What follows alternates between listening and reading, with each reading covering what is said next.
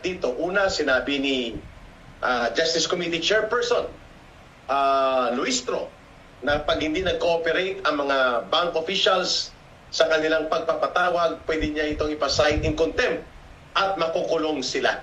Aba.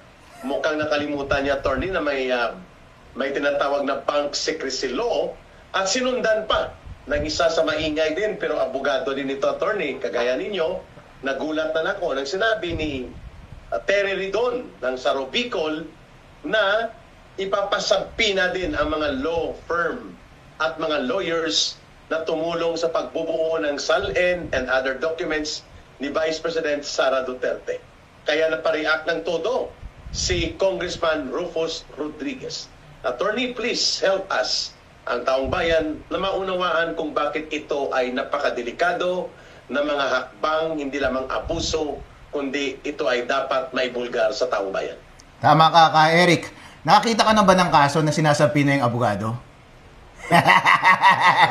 Abogado ba itong yung chairman ng Committee on Justice? Hindi. Kasi Oo, di ba? Pinag-aaralan yan sa law school eh. Merong tinatawag na attorney-client privilege. Kapag ang information na binigay sa'yo ng iyong kliyente ay in the nature ng attorney-client privilege kasama sa saklaw ng trabaho ninyo, ng relationship ninyo bilang kliyente at abogado, hindi mo pwedeng i-divulge ito sa kahit na anong avenue. Yung pag-prepare nila ng SALN, kasama yan sa trabaho ng isang abogado. Kaya hindi mo pwedeng isabpina yan at hindi mo pwedeng i-contempt kapag hindi sumunod yung abogado. Alright, isa pa. About sa bank secrecy law naman. Ang bank secrecy law, ang policy ng ating gobyerno ay dapat lahat ng ating mga deposit ay secret. Meron lamang mga exceptions. Ngayon, kasama ba sa exception itong investigasyon ng Committee on Justice? Tandaan natin, parang preliminary investigation to. Nagsalita yung chairman ng committee kanina, it's akin to a preliminary investigation. Trial na ba ito? Case na ba ito? Hindi pa. So, hindi ito saklaw ng mga exception na pasok sa bank secrecy law. Kasi ang nangyayari is fishing expedition. Kung wala kang ebidensya, hindi ka pwedeng mangisda ng ebidensya.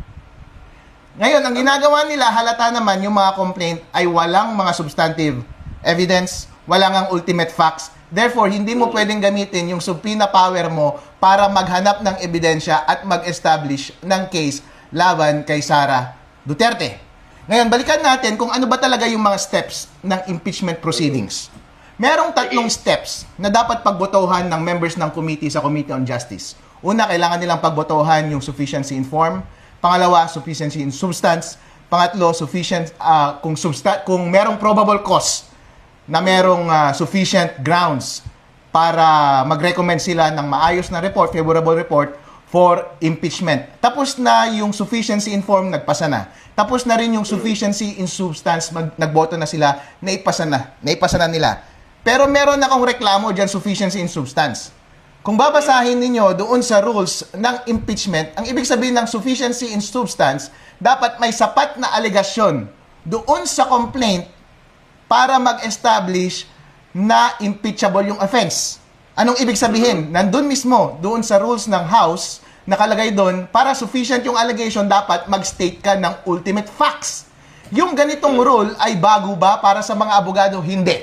As a matter of fact, required yan sa lahat ng mga kaso na isinasampa mo. For example, sa isang civil case. Ang tawag dyan is magle-lay down ka ng iyong cause of action. Dapat kompleto ang iyong allegation. Dahil kapag hindi kompleto yung iyong allegation, automatic summary dismissal yung kaso mo. Ano bang ibig sabihin na dapat kompleto yung allegation base doon sa teorya ng case mo? Halimbawa, kapag ang kaso ko sa isang civil case ay maniningil ako ng pera, dapat niya akong bayaran. Alright. Anong mga allegation na dapat kong ilagay doon? Ilagay ko, may utang siya sa akin.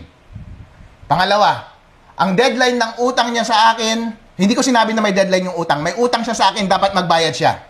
Sapat na ba yung allegation na iyon na may utang siya sa akin? Hindi sapat yun. Dahil hindi ko sinabi na naningil ako sa kanya. O deadline na ng pagbayad ko.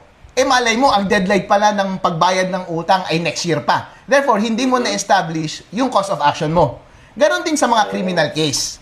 Kailangan mong i-allege yung mga elements ng crime. Kapag hindi mo na-allege yung mga elements ng crime isa-isa, ibig sabihin, pwedeng i-dismiss yan ng prosecutor. Ganon din dito sa impeachment case. Dapat lahat ng elements ng basis ng impeachment ay dapat linay out through ultimate facts. Anong ibig sabihin ng ultimate facts? Hindi mo basta-bastang sabihin na ninakaw niya yung pera. Hindi mo basta-bastang sabihin may treason or merong high crime. Hindi pwede. Dapat meron kang specific, meron ka dapat ultimate facts. Therefore, may pera dito. Halimbawa, kapag ang allegation mo, kapag ang iyong theory ay graft and corruption, dapat sasabihin mo yung pera, nasa kanya yung pera, siya mismo yung nagnakaw ng pera, ito yung kanyang ginawa. So, dapat may ultimate fact. Merong bang ganong allegation doon sa complaint? Wala. Walang ultimate fact. As a matter of fact, kapag babasahin mo yung mga complaint, dinagay lang nila, graft and corruption siguro, other high crimes, ano pa ba yung basis? Ang sinabi nila, yung pananakot daw niya, napapatayin si Presidente. Yung misuse ng confidential funds, I assume yun ay graft and corruption. Tapos yung sa SALN, I assume graft and corruption. Ngayon, kapag sinabi mong graft and corruption yun, ano ba yung elements ng graft and corruption? Dapat meron kang personal participation, di ba? Or at least gross neglect na pinabayaan mo na nawala yung pera or ibinulsa mo yung pera. Ngayon, kapag nag-file ka ng SALN at sinabi nila na inaccurate yung SALN, tapos wala silang ipinakita na ultimate fact para sabihin yung na inaccurate yung SALN, meron bang na-establish ba nila yung element na ninakaw mo yung pera? Ako, nagpa-file din ako ng SALN eh. Na-file ko yung SALN. Meron ba silang ebidensya meron ba silang allegation na ninakaw ko yung pera? Wala. Wala silang specific allegation. Ang sinabi lang nila ay, ganito karami yung pera, ganito yung kinikita ni Inday Sara, ganito yung kinikita ng kanyang abogadong mister. Therefore, pwede tayong mag-deduce ng conclusion na hindi sapat, na hindi niya sinabi yung na hindi totoo yung nandun sa SALN. Pero wala kang sinabi na nagnakaw. Walang particular na nakaw kang sinabi, hindi ba? Attorney, gusto kong itanong yun sa iyo. Pag sinabing ultimate facts, hindi pwede na mag-allege ka na wala kang pwedeng isuporta sa aligasyon mo. Kahit ito'y complaint pa lang. Tama po ba? Dapat handa kang suportahan yung aligasyon mo. Dapat ultimate fact na particular fact na ultimate. Hindi mo lang basta pwedeng iparot yung element of the crime. Halimbawa, or element ng basis. Kapag graft and corruption, ang isang element nun is ninakaw mo. Hindi mo lang basta sabihin, ninakaw niya yung pera. Dapat meron kang particular na allegation na fact, na ultimate fact, na paano niya ninakaw yung pera. Which are all absent, attorney. Wala yung mga yun.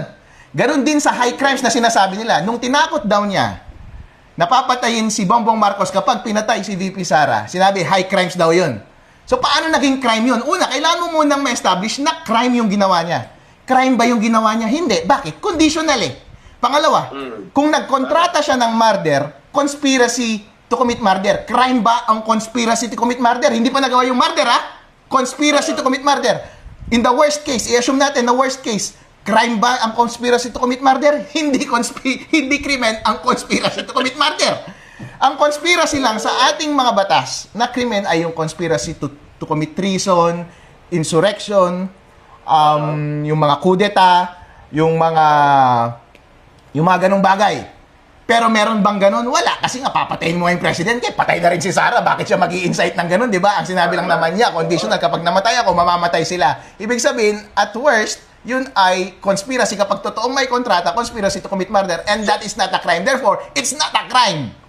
So you're saying, attorney, for the purpose of clarity, walang batayang tumutugma sa sukatan na ang mga ina-allege nito, mga complaints laban kay Sara Duterte ay pasok sa mga elemento ng impeachable offense. Ganun po ba ang pagkakuha?